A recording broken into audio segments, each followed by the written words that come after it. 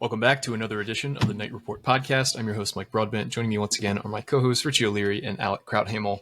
Greg Schiano spoke to the media today for his Washington game week presser. We'll show the presser, talk about what he said, also go around the Big Ten, talk about some notable results from this past weekend, bask in a little schadenfreude about the Penn State debacle against UCLA, and a couple other things. But before we get into any of that, this podcast is presented to you once again by FanDuel. The line came out for the Rutgers-Washington game. Rutgers opened as a 10.5-point dog. It's kind of ping-pong back between 9.5 and 10.5. It's currently sitting at a 9.5-point dog. 59.5-point over-under. This is a game I do not have a strong feeling on. I probably wouldn't bet anything Rutgers related until we see how they respond after the bye. Because last year you saw basically a totally different defense. And if we can see that kind of improvement from Rutgers, I would feel better about betting on them the rest of the season given the schedule. But for right now, I'd say it's a fairly good line, I guess. 10.5 is something I might sprinkle something on if it goes back to that later in the week, but for right now it's a stay away for me. But Greg Schiano spoke to the media today. Let's share that presser and then we can get into a little commentary about what he said. So you want me to share that now? I got it. Okay.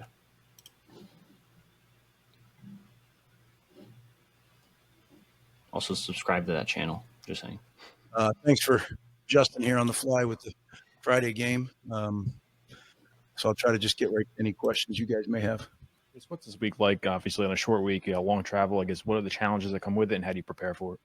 Yeah, it's not really a short week for us because we're coming off a bye, so we could adjust it any way we wanted.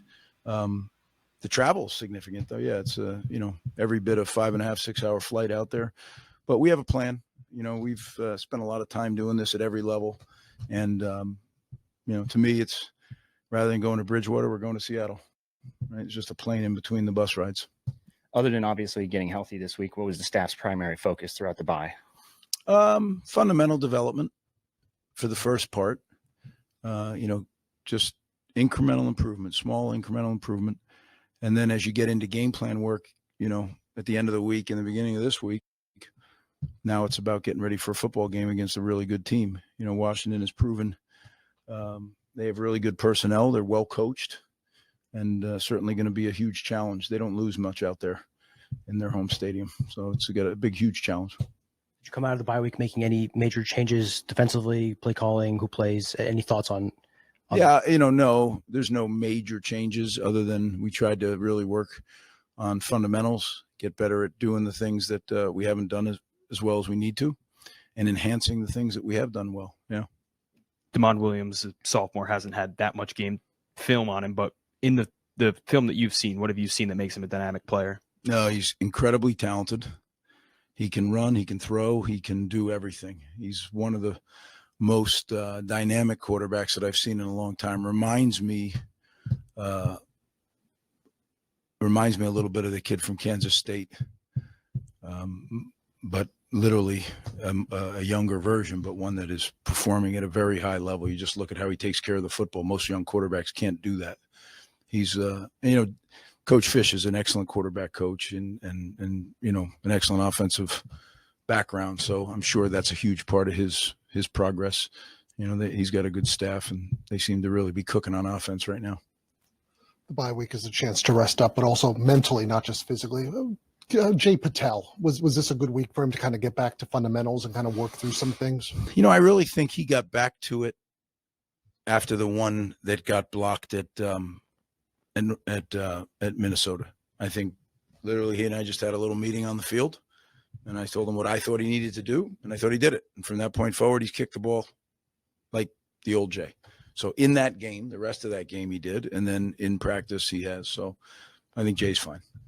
One of the players that came in after the spring game was Mo Giwa. Well, what did you see from him on tape and what's his development been like? He's had really good development. He's a very, very talented big man. Now he's been playing at a lower level and hadn't played a lot of football, period. So his upside is tremendous. I've seen him get better and better each week here. He's such a beautiful kid to be around.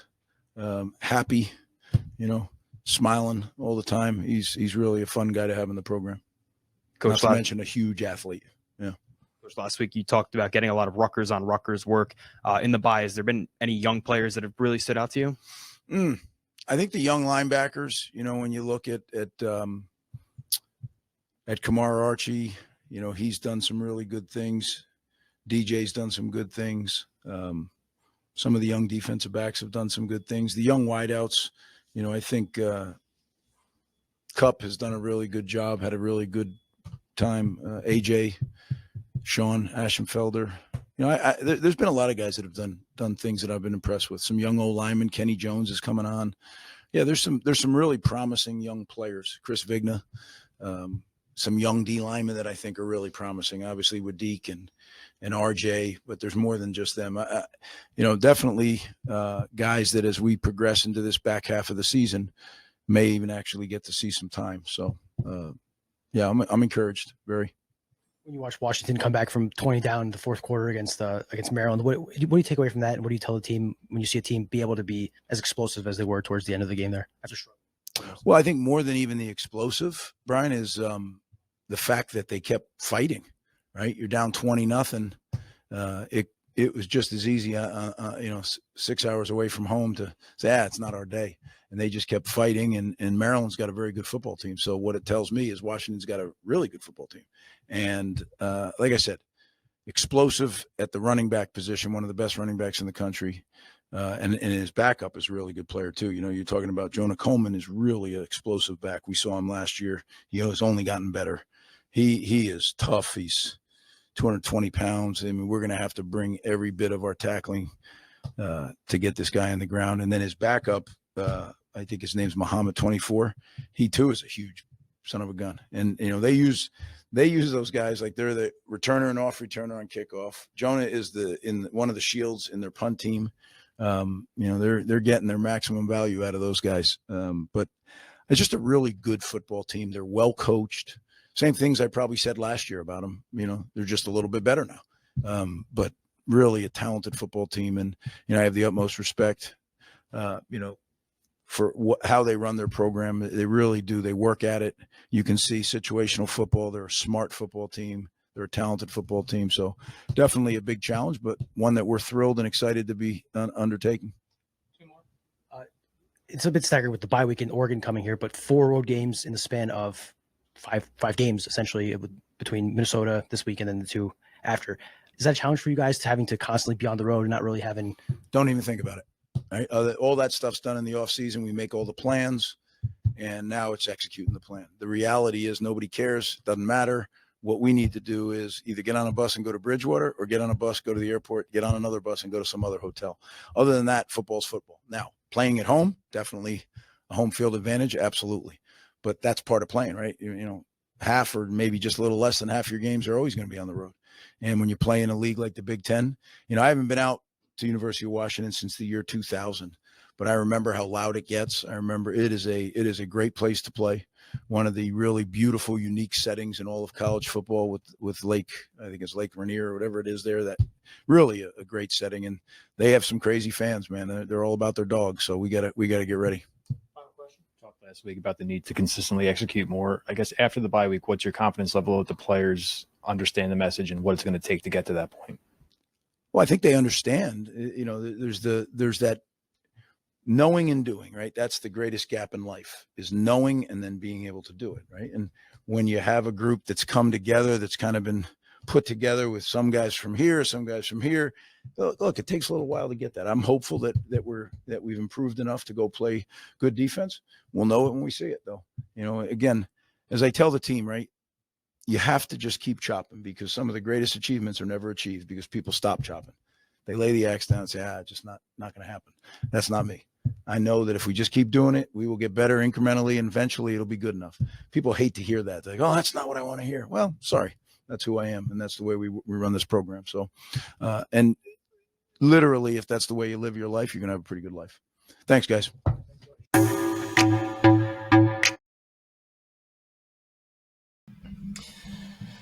So that's what Greg Schiano had to say during his presser today.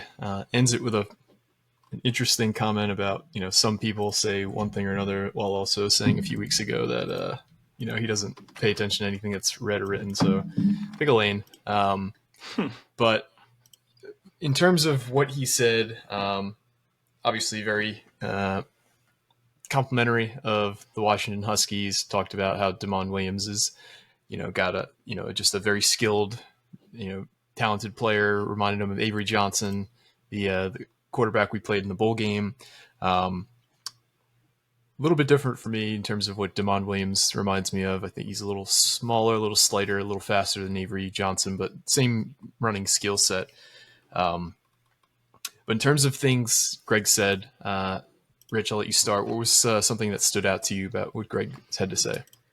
There really wasn't much. I hate to say it, but it's a lot of words every week, and there's just not a lot of substance.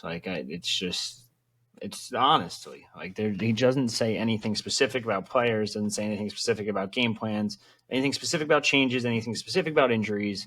Only thing he does is compliment the other team half the time, and that's basically it. Mind you, the one time he did go out there, I was looking back at this in 2000. He was with Miami when they went out there. They got upset by Washington in that game, so. Not a great memory for Greg in Washington, but some of the young guys was interesting, specifically pointing out the linebackers. He mentioned Ice Cup out of all the receivers, but mind you, Ice Cup's the only one that hasn't been on the injury report this year out of the freshman receivers. I guess Michael Thomas too. Well, also he's probably the only one who hasn't played too. The other young guys have kind of, especially in that Norfolk State game, made some pretty big catches. So goes back to he did play in that game. Did he? He did. He played late, yeah. But he played the least snaps, I believe, out of all of them. I think so, yeah. Minus Houston, who was hurt. But yeah. It's just so much coach speak. It drives me kind of nuts and up a wall. I want to hear some actual substance, be a little bit real for a change and say, hey, we fucked up. We sucked on defense. We're going to fix this. We're going to do X, Y, and Z to fix this without revealing your game plan, but reveal a little bit and just be talkative. I don't know. The pressers just get me annoyed every week at this point, especially coming after a couple of losses as well. Yeah, I thought talking about the some of the young linebackers is interesting because that's a room that is really its depth is really being tested. You already lose Moses Walker for the year. Abram Wright is back to playing speed, but he's still I'm sure he's still kind of getting himself back up to 100%. I think he was limped off the field either against Iowa or Minnesota, but he ended up being all right. So yeah, I wouldn't be surprised if we see some of those younger guys get into the fold. Guy like an MJ Johnson, Sam Robinson, who we're already seeing out there. Even some of the true freshmen, like you mentioned, Kamar Archie, DJ McClary is someone that I think basically everyone that's watched him has been high on since he arrived on campus. So yeah, I'm interested to see after the bye what some of those rotations look like in terms of adjustments, how the development went. Because they do a lot of development over the bye week. So I'm interested to see if that changes any of the rotations or any personnel changes, anything like that. Like if we see one of the younger, I don't know, we already talked about the linebackers, but we saw Wade Collier in for one snap against Iowa on a third down. Like maybe we see him out there again. I don't know. He's got 2 games left to play in, 2 regular season games left to play in before he burns his red shirt. I can't fathom that they would burn his red shirt this year. But even just in a situational type role for 2 more games. So yeah, that's what I'm going to be on the lookout for. Just new guys in the fold after the bye, things like that. Yeah. And one of the questions that was asked is, are there going to be any kind of coaching or play calling changes? Greg shot that down. It doesn't sound like they're going to be making any, or at least announcing any. Who knows, who's actually going to be calling plays. I'll take him at his word though. I don't expect the change to come, as frustrating as Rob Smith's defense has been to watch. It is just 5 games. So I don't think he'll have that quick of a hook on a guy that he knows that well.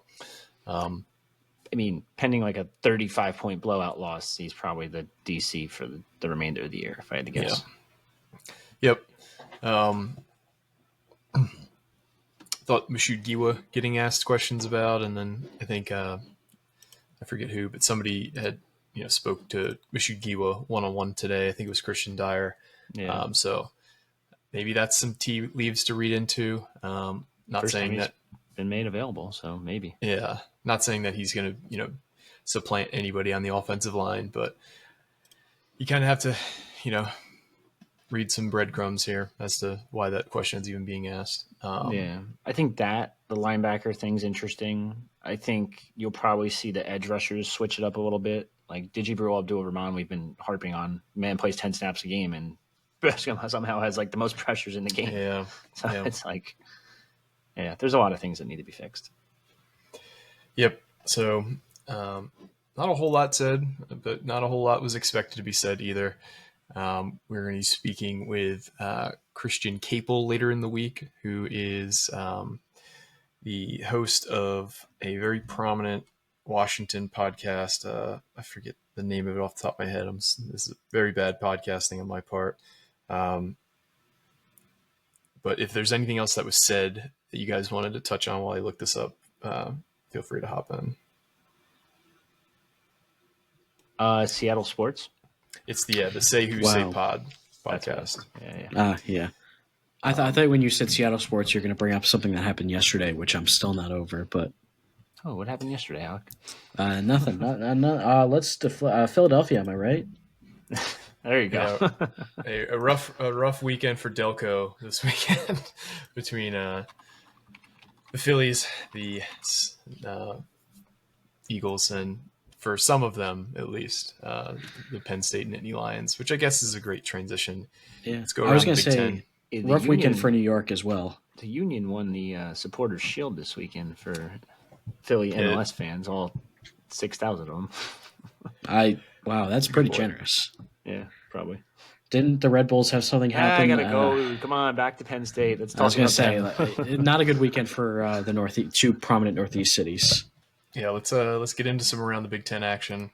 The biggest result of the weekend around college football in general, Penn State loses it may be the biggest upset in their program history. I saw some stat that it's the first time a top 10 rated team lost to a team that was 0-4 or worse since like 1985 when BYU was upset by some random team. I think it's only the fifth time in the entire AP poll era. Yeah. So I've been talking about the fever dream that Penn State Rutgers would be basically a meaningless game come the end of the season.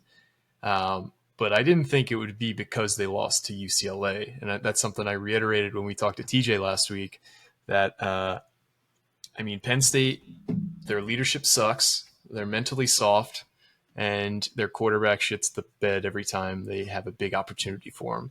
And he didn't shit the bed this past weekend against UCLA, but they, coaching-wise, got coach circles around them by a staff that has been in place for about 2 weeks, and by an offensive coordinator calling his first game ever, not knowing how the actual headset worked. So there was a subsection of the game where Nico didn't even know the plays that were being called, so he just had to kind of YOLO it, including that 59-yard scamper he had in the fourth quarter. Richie, you were close to people at Penn State. You still have contacts there. Mm-hmm. In terms of like apocalyptic scale, like how in terms of like one being a stable Nick Saban 2010 led Alabama program, and a 10 being like the everybody in state colleges got their pitchforks out wanting this guy gone. How bad of a situation is this right now at Penn State on a scale of 1 to 10? It's like a 9, maybe a 10. You could even say like it's bad. Like there's always people every year. Like James Franklin loses to Ohio State. James Franklin loses to Michigan. Now you could throw Oregon in that category too. And every year when that happened, it was like, all right, here come the pitchforks. Everyone's like on the boards. Fire Franklin, fire Franklin, fire Franklin. There was a couple guys on the boards that were even preseason with all the hype they had was still like, he's not going to do it. Fire him. He stinks. Now UCLA's interim head coach Skipper has the same amount of top 10 wins as James Franklin does all time. For example, I'll give you a little anecdote. My Penn State group chat that has been dead since like obviously the mergers and everything, and I stopped covering Penn State, somehow reignited this weekend. And it was just like, and I texted back. I was like, guys, what is going on with like that? And they're all Penn State guys, like in our group chat. And I'm like, God, what happened? Like, this is insane. Like, this is really, really bad. And they're all pretty convinced that at the end of the year, I don't think Penn State's specifically going to have to pay it. They think James Franklin is just going to say up and I can't do this. Like, I'm out. Like, I'm going to start. I shouldn't say up and leave technically. I think he's going to actually look for another job, which he's always been rumored to do over the past couple of years, whether it be, I don't even know what jobs it was. There was a couple Southern jobs in SEC you looked into. I really think Florida I'm makes pretty a lot sure of Florida sense. was wooing him when they hired Billy Napier. Maybe that's what it was. And that's how he got that crazy contract extension. But they do think, regardless, that they'd be willing to pay the 48 mil. But they do think there's a good chance that he's probably going to try to look a little bit this offseason, especially with Napier probably being on the hot seat. Yeah, I mean, I do think he'd be a good fit there, but I feel like Florida fans would throw a minor hissy fit if that was what they go to, because I mean, they're always thinking they should have like the best candidate on the market. I could see them wanting a guy like Lane Kiffin over Franklin. I think a lot of schools who have an opening this year will think that they could get a guy like Lane, but it's not exactly like a great market right now. Like, you're going to probably have to hire, whether it be the USF head coach Galish, I think his name is, or Summerall at Tulane. We talked about this off the pod, but I don't know. There's not a lot of like clear cut, like home run, like this makes too much sense. Like when Michigan's job opened up a few years, like the decade ago at this point, and Jim Harbaugh was a free agent. Like, that's the kind of situation where you go, okay, this makes perfect sense. The timing's right. I don't see that kind of situation for Penn State. Do they have like a 1A target that Penn State fans are like, we need to hire so-and-so for our head coach? Because I don't see the fit. It depends if you're a Joe Pa supporter or not. If you are, then you obviously love Matt Rule, played at Penn State, coached at Penn State, yada, yada, yada, all the connections. New Jersey Really? guy. He's their like number one? That's who everyone really likes a lot, but they think he's going to bring back what Joe Pa did for them, and it's just not realistic. Like, what Joe Pa did for that program, everything they did for them. Well, yeah, might as well just hire Sandusky while you're at it too, right? Oh my God. Now, Matt Rule's one of the guys that a lot of people like. Bill O'Brien will never go back. I know he had some hissy fits. He's been shit in the bed at Boston College anyway. Yeah, he got cooked. Boat race this past weekend. I really don't know who else they would go to, and I do think, as like Florida, I think James Franklin would be a really good fit there. I don't think, like you said, though, I think fans are going to be pissed off, and they have these higher expectations than what they kind of are at this point. Like, they haven't been relevant since what, 2009, 2010? Like, Dan Mullen had him. No, Florida. Okay. Like Dan Mullen had him a little bit relevant, but like I feel like James Franklin's a better option than like Golish. I think Golish is just too risky. Summerall, like, he hasn't done it at anything other than the G5 level. I think Franklin down there would make a lot of sense. Plus, he would go get his running backs coach in Juwan Sider, who's a Florida recruiter, one of the best. Like, on top of that, like, you almost always, it's like the whole, like, your girlfriend's a blonde, you break up with her, you instantly want to date a brunette. It's like the last coach they hired, Billy Napier, was a G5 head coach, I think at ULM, and it hasn't worked out. I don't see them going back to the well there. And he was very good he was like an all-star at ULM as a coach, and then goes to Florida, shits the bed. So you get someone with a Power 5 experience, someone that's made the playoff. And I think if you're a Florida fan, considering where they're at right now, making the playoff would be a hell of an upgrade. Oh, yeah. Alec, what's your take on the Penn State situation? Yeah, I mean, I don't think they're going to fire him. I think things have kind of run its course to where it's just better for both parties if they just move on. In terms of candidates to replace Franklin, it's kind of it's not very easy to see who would be an upgrade, because I mean, for one, yeah, right. He is a very good coach, I feel like, but it's just certain things that just aren't working out for him. And I think, like I said, that's why it would probably be best if they just kind of move on from each other. I don't think Rule has probably this, I don't know completely, but similar resources that Franklin has at Penn State, and they haven't totally gotten off the ground and into like a national power just yet. I mean, yeah, I'm trying to think of like who else, because when seismic jobs like this open, like weird stuff kind of always happens. So who could take over, I just don't know. There's a lot of different routes you can go. I feel like you do need someone who's a sitting head coach. At the very least, there's a lot of names out there. Like I don't know. And one that just popped into my head. Maybe if Duke continues to have as good of a year as they're having, to roll a dice on Manny Diaz, but that would probably just that would not be an upgrade. But at the same time, it's like, who can you get right now that would be a significant upgrade over what you have now with James Franklin? I got a name for you. And hear me out. This is a very, very bold name if they were to do this. But his defensive coordinator currently is a Penn State grad, head coach of Syracuse. It would be insane.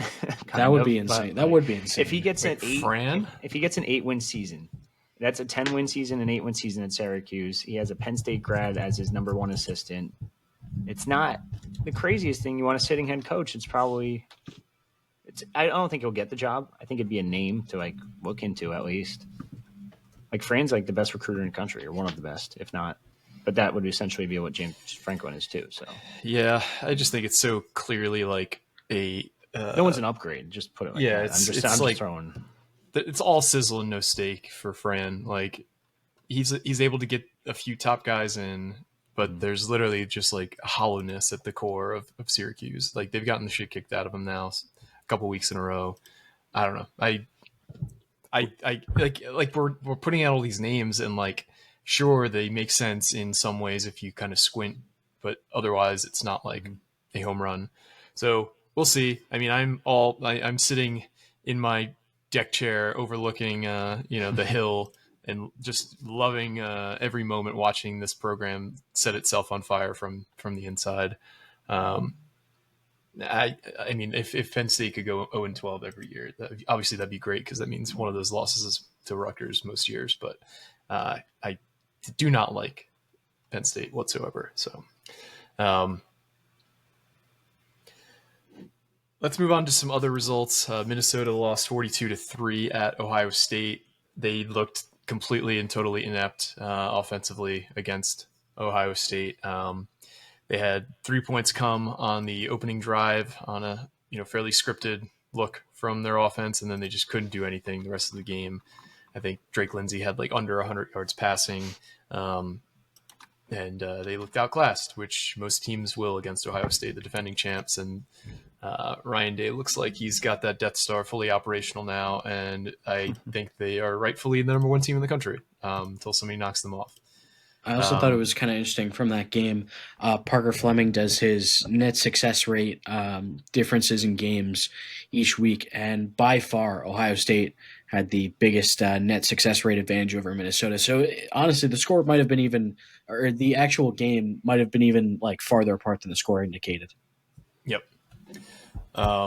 Michigan picked up a win at home against Wisconsin. Michigan still does not really have much of a passing game, but their running game is significantly upgraded from last year. And they're a sneaky playoff team as well. If you look at their schedule rest of the season, it's fairly I wouldn't say easy, but it's manageable. They've got, I don't know why it's still zoomed in. Sorry about that.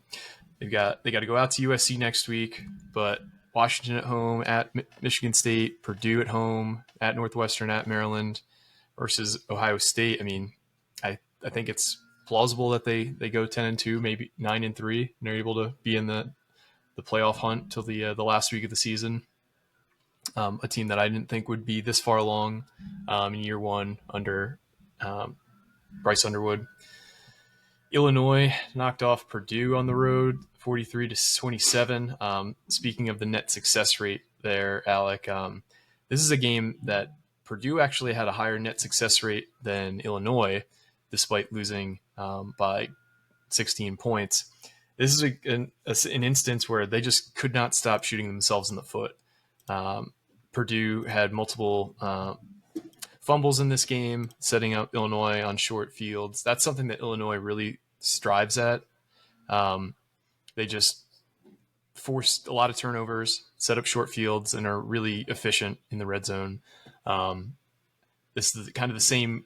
If you look at Illinois and Duke this from earlier in the season, I think Illinois won by like close to 30 points, but it was just Duke kept turning the ball over and setting up short fields. It wasn't necessarily like a blowout. If you kind of watch the game the same way this wasn't really a blowout, it's just they kept getting the ball on short fields and taking over and taking advantage rather of those opportunities. And feel free, you guys, if you have any kind of comments on any of these games, if you want to talk more on it. Otherwise, I'm just going to keep speeding through them. I mean, Purdue's going to be pesky. It's not like a guaranteed win, technically. But yeah, I wouldn't even, not even technically, I think it's going to be a tough game. Like, this is not a pushover game. I don't think anyone should expect a win in West Lafayette in a couple weeks. Mm-hmm. Can we win? Absolutely. Like, I think Rutgers is a better team, but they'll be favored, I think.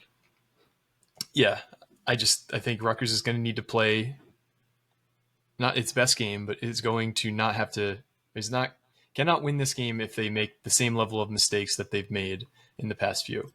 They're going to have to play a relatively clean game, force Purdue into making some mistakes, which they do. They lack some execution. You know, they had some opportunities to pick up some third and shorts, some fourth and shorts, and they weren't able to take advantage. I watched most of that game and came away like I did the last couple weeks, really impressed with Purdue. I think they have made a huge turnaround in year one under Barry Odom, and I think they can beat most teams on their schedule, you know, any given Sunday type situation.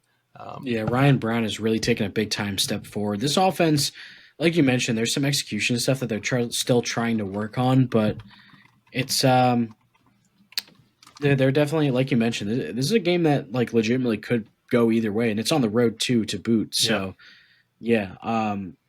their offensive coordinator is actually a Lincoln Riley guy. He was the O-line coach and the run game coordinator, so maybe that's where he got some of that explosiveness from in terms of the scheme and stuff. So yeah, it's not nearly, at least going into the beginning of the season, it's not nearly the same, you know, big time favorite game that we thought it might be.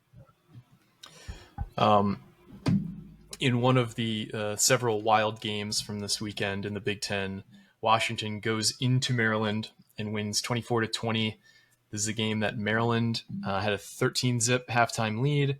Maryland gets the ball at a halftime, scores a touchdown, goes up 20-0, and then goes scoreless in the final 27 minutes of the game, and just allows Washington to make a massive comeback and win this game.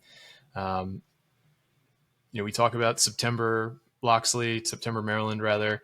I listened to a few Maryland podcasts in their post-game shows. There's a lot of fire and brimstone talked about how this is, you know, one of the most heartbreaking losses in recent memory for Maryland. They had just their second sellout in the last 3 years in this one, and that a bunch of people had left by halftime. Like, there's not a whole lot of support for their football program around College Park. It's a little disappointing to hear kind of how many people left before the game was over.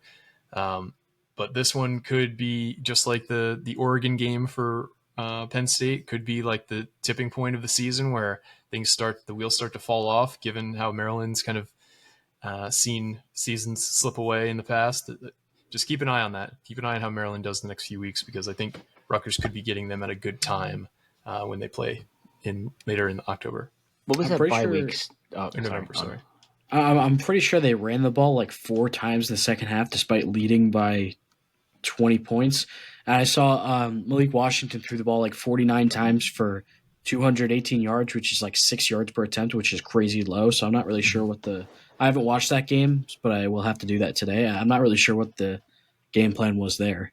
What was the bye week stat for Oxley that you sent in a group chat, Mike? Oh, man. He's 0-10 off bye weeks, I think it is. Yeah, his last 10 games now, they are 0-10 straight up following a bye.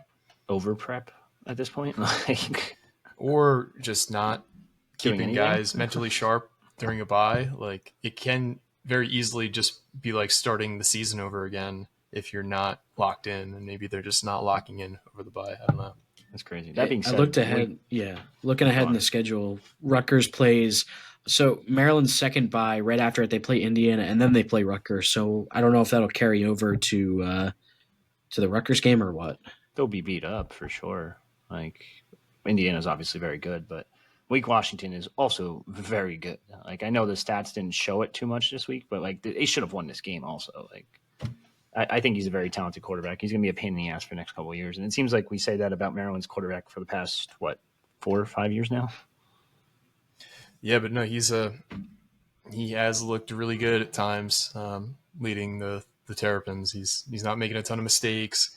He's very dangerous, both in the passing game and the running game. He's getting better from game 1 to now.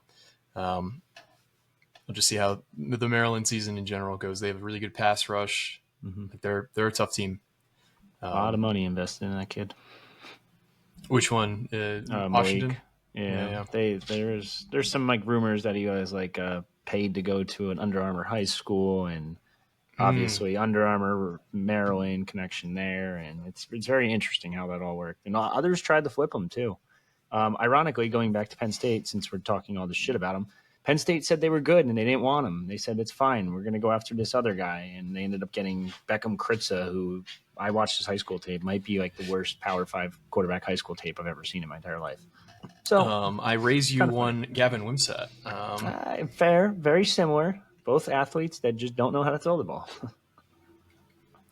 But fair. Yeah, it's funny. We rewatched his Elite 11 tape recently, and we're just blown away by how bad those clips were. Let's continue on. I'm not going to dive into Northwestern since we don't play them this year, or this Nebraska-Michigan State game, although Nebraska continues to look like a very formidable offense, rounding in on defense as well.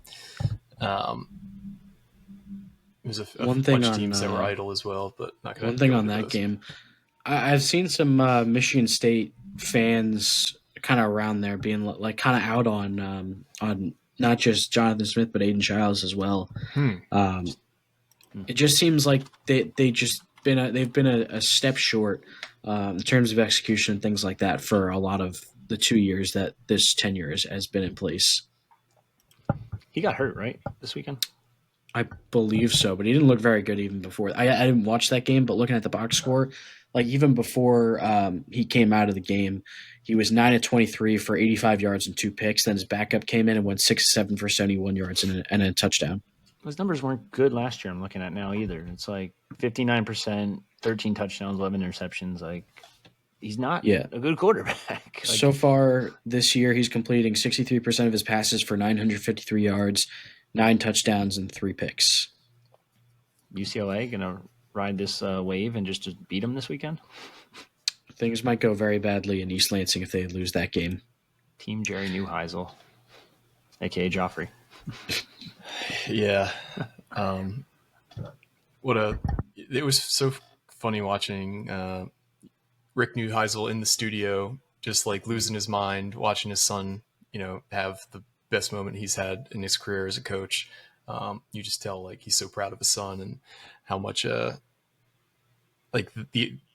watching Jerry Neuheisel's presser afterwards too. He's just kind of got this like affable, like aw shucks type of demeanor where, even though he was talking about how, he was making some mistakes with like the equipment, you just tell he's just like legitimately like nice guy. I'm happy to see guys like that succeed. Like he legit had not worked with like the headset in a game setting before because he was a position coach before then. Yep. And the offense looked great and Nico looked great. It's wild stuff. But I hate that I now have so much hope at the end of the season against Penn State because there's a very realistic scenario where Penn State comes into Piscataway at like 7-4. Rutgers is 5-6, needs the game for bowl contention. Penn State is totally checked out. They have a bunch of guys who have, put together their, Instagram announcement where they have their notes app open and, God's plan and I'm preparing for the NFL, blah, blah, blah. All these guys opting out. Rutgers gets a very green Ethan Grunkenmeyer on senior day. I just think that's back in the cards now. I think, we've talked about Rutgers not having a moment. That's their opportunity to have a moment at the end of the year. Because Penn State, there's no way they are totally out of the playoff contention at this point. They have to go undefeated at this point through the rest of the season. Probably don't even make the Big Ten title game, even going undefeated. the rest of the way. And that's really their only path to the playoff. And I don't see that happening, especially playing at Iowa, at Ohio State, home against Indiana. So you get a demoralized Penn State team. Maybe their coach is already gone at that point. I don't know. I'm sitting here and I'm letting my mind wander. I'm letting my thoughts get into places that give me hope. And I don't want to be hurt again, but here I am. I'm back in line for the slapstick to get beaten down by this program. But I don't know. Am I crazy for letting that thought creep in, guys? What do you think? I think, I mean, the base like idea of what you're saying, I think there's a chance of. What I don't think is I don't think we're gonna see players like opt out of regular season games. Like I don't see that happening. At least, not now. At least considering we haven't, minus coaching changes, obviously, which I don't think. Sure. Franklin would leave before the end of the regular season. I just don't think like a regular season game like that. I don't see any players like opting out or something like that. But in terms of like the mindset thing, I don't think you're that far off. Like they could just be checked out of the rest of the season. Plus, that's their fifth game in 5 weeks coming into Piscataway, yeah, exactly. too. And Rutgers will be playing. I mean, granted, there's also for Rutgers the Ohio State tax, where you almost always, after playing Ohio State, just look completely beat up the next week. So I think there's a chance. I mean, I don't foresee it happening unless we see Penn State's season completely go down the toilet. But I think, it's not completely unthinkable. Would Drew? I don't know if Drew Aller is the guy that would sit out. Yeah, I'm just throwing throwing hypotheticals out. I think Nick Singleton's the guy that would sit out. I think Katron Allen's the guy that might sit out. But they have other dudes too. Like it's not like they're gonna be missing them all that much, especially because the run game's been shit for them. But I think there's a chance, but it really depends on how this Rutgers team bounces back. And you could even start talking about that this week. Like if they bounce back this week, and even if they lose and they look competitive against a very talented quarterback, a very talented running back, a very talented wide receiver. Like as long as they look competitive against this Washington team, I'll have a little bit more faith in them later in the season. But based on the first couple games, I still think Penn State probably beats them pretty handedly. But I don't know. That UCLA game was just a weird phenomenon. Like I don't know.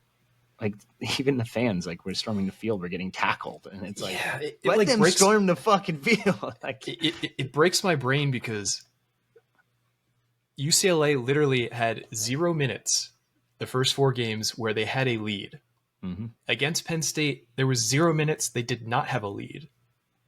Just like blows my mind. Like that game is just like you pray that every time Penn State plays, a meteor hits the stadium. This was about as close to a meteor hitting the stadium without a meteor actually hitting the stadium.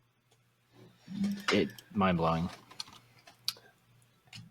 Anyway, all right. Well, we'll be back on Wednesday to discuss the Washington matchup with Christian Capel. Like I said, we're going to be live for a post-game show. Richie has got a wedding on Friday. Your friends and family, man. They are screwing you left and right this year. I know. It's driving me up a wall. It's bad. And then I have another one in November. Thankfully, it's a Friday night again. So I figured Friday nights were great. And then all of a sudden, the Big Ten's like, yo, hold on, we can make more money. Like, Rutgers, you want to play a quarter of your league games on Friday nights? Well, too bad. You're going to do it anyway. Yeah, basically. So we will be here. Some combination of us will be here for the post-game show. Hopefully, it's a little bit more upbeat than the last few times we've had a post-game show. That'd be great, especially for our numbers, because no surprise, when things don't go well, people tune out. So, yeah. All right. Well, that's all we got. Thanks for everybody who's rated and reviewed. Richie, you got something else? A couple things. The new RNIL program came out today. We didn't talk about. That's right. Yeah. That is pretty notable for the sole fact that it is now officially tax deductible. Like I feel like that's the biggest thing. That is a game part changer of the program, because that's what a lot of people are complaining about. And when you can get a tax write-off, I think the big wigs are like, "Oh shit, here we go, take my money," and then we're gonna hide it behind that tax deductible fund. I had no idea about that. I must have missed that in the announcement. It is the Rutgers Excellence Fund, I think it's called, something like that. There'll be more NIL announcements later on this week, but that is the first of many. Okay. Yeah, that's there was a bunch of stuff we kind of like alluded to happening. I thought we were told originally that there's going to be some announcements over the bye week, but certain things got pushed back. So There you go. I can't really see what that says, but the Athletic Excellence Fund announcement. There's And you also get priority points too, which is huge for people. There's a cool announcement video with Kelly Zinn and Ethan Kaliak-Manis as well. If you want to check that out, go to the Rutgers Athletics Twitter account or Instagram account. They posted it there. Yeah, I know a lot of people in the past were very hesitant to donate because it didn't do much for them specifically, but the tax deductible priority points to get your parking passes in the scarlet, yellow, blue, whatever lot you're in. If you go up a little bit, the RNIL thing is also very interesting. It's more of an in-house NIL. They call it an agency, but it's essentially a collective. So that's going to be in-house now, which is very interesting to see how that works. You'll obviously see RNIL. What's it say? Homecoming weekend, October 16th to the 19th. So you'll see more and more of that over the next couple weeks. Yeah, it's going to be interesting to see how it works. I have one thing that Adam on the Discord brought up that I need to just shout out to the world. So first off, the boardwalk for the next home game will be a 2-day affair. It'll be open on Friday night before the Oregon game. And if you have a little one and want to bring them trick-or-treating, they'll have a little early event for that. The following day, regular schedule for the boardwalk. Adam asked why there was no grease truck along the boardwalk, which is a phenomenal question. Like when I heard him ask it, I was like, that is like the one thing that should be on the boardwalk. It's like the most uniquely quintessential like Rutgers food item. Like there really is no close second. Like it's, we have a shirt from Home Field that just is talking about the grease trucks. Like the guys at Night and Day have stuff about the grease trucks. Like everybody who's had a Rutgers experience, like grease trucks is like in the first few sentences of your Rutgers experience. They've reached out to several different people in the Rutgers community about having a grease truck at the boardwalk, and they've been struggling to get interest in it. So if anyone knows anybody who operates a grease truck or has in the past, or any business owner who might be interested, let's make this happen. Let's get a grease truck at the boardwalk, because Rutgers is more than interested in having a grease truck there. This is just something that we need to collectively get done. Like we need to have a grease truck at the boardwalk for the rest of the time it exists, because that I feel like would just do so well. Everybody would be lining up to get a grease fat sandwich. Like this would kill. So if anyone knows somebody who's operated one, or any of the business owners in New Brunswick who's had experience with grease trucks, reach out to us or reach out to Rutgers to make it happen, because it needs to happen.